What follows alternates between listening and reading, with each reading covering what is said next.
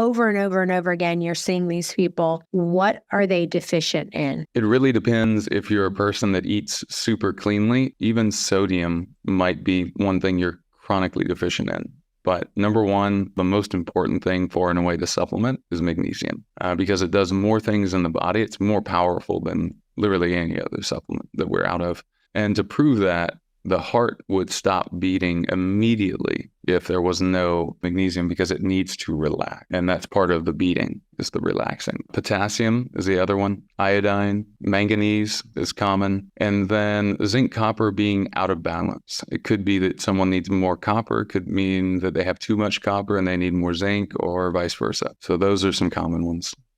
So if you need iodine, if you are having leg cramps, here's what you need.